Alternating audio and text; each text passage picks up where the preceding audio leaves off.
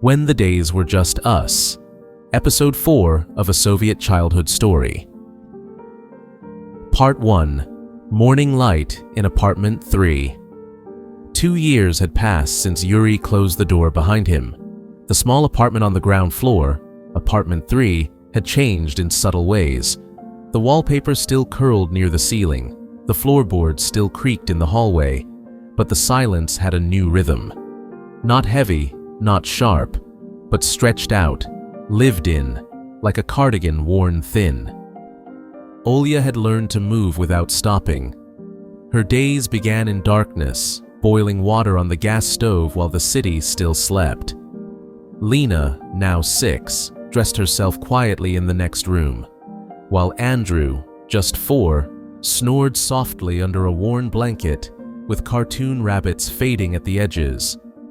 Their mornings were a choreography: kettle whistles, boots tied, scarves wrapped, kisses exchanged by the door. Olya would hurry them toward the kindergarten, her fingers chapped from the cold, her mind already at work. Part 2. Little Routines. Lena had grown into a quiet sort of responsibility. She brushed Andrew's hair before they left each morning, tied his scarf, even zipped his coat. He protested like any younger brother, but she was patient, almost maternal. In the evenings, while their mother chopped cabbage or fixed a hem under the yellow kitchen light, Lena sang little songs to Andrew, folk melodies she learned in kindergarten or heard from the old record player that still sat on top of the cupboard. Their world was small, but it was enough. A faded red rug in the living room, a radio humming softly in the background, the smell of onions frying in sunflower oil. Part 3. Long winter's winter in Leningrad, or maybe Kemerovo, maybe Voronezh, it doesn't matter, was a season of patience. The frost-etched lace on the windows. The radiators hissed and clanked like tired old men. Every outing meant layers upon layers, mittens sewn by hand, felt boots stuffed with newspaper. They never had quite enough firewood or warm socks, but there was always just enough love to hold the cracks together. Sometimes, when the snow piled high and the streets turned quiet, Olya would let the children crawl into her bed. All 3 would huddle under thick blankets, listening to the ticking wall clock and the wind whistling past the glass. Part 4. Escaping into stories. Television was a window into a softer world. On Sunday mornings, they'd gather around to watch cartoons. New Pogodi, Cheburashka, winter comedies with canned laughter and gentle music. Andrew didn't fully understand the jokes, but he loved the colors. Lena, meanwhile, listened with her whole body, laughing at punchlines, leaning forward when tension rose. Afterwards, she would reenact scenes with toys. Andrew played along, even if his rabbit never said the right line. The world outside was gray, but in their games, everything was vivid. Part 5. Olya's quiet strength. Olya rarely spoke of Yuriy. Not to the neighbors, not to her children, not even in whispers to herself. Instead, she worked. She patched Andrew's pants again and again until the threads no longer held. She traded sugar coupons for milk. She memorized the schedules for when sausage might arrive at the market. She fought off tears only when no one was watching.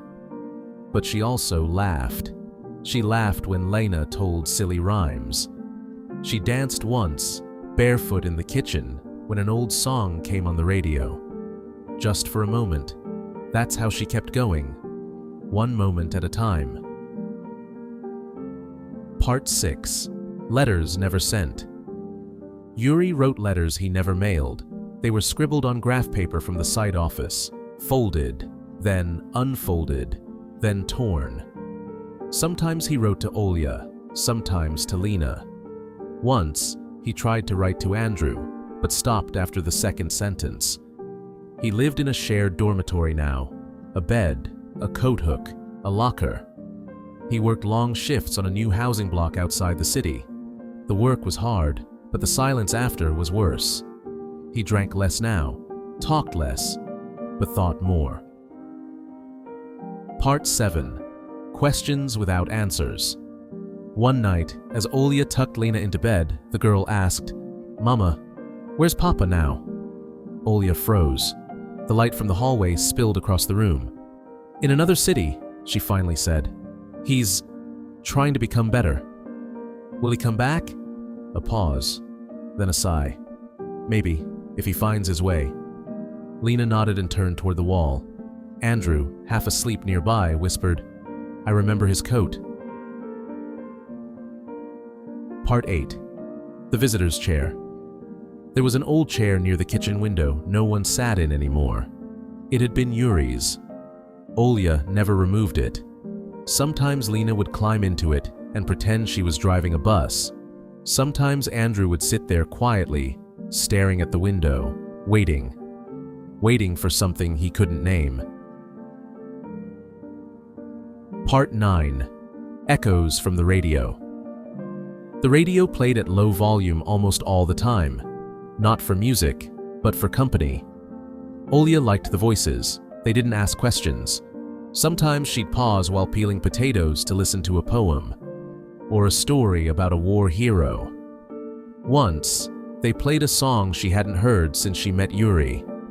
She stood in the doorway for a long time, hands still wet, heart beating like it used to when she was 22.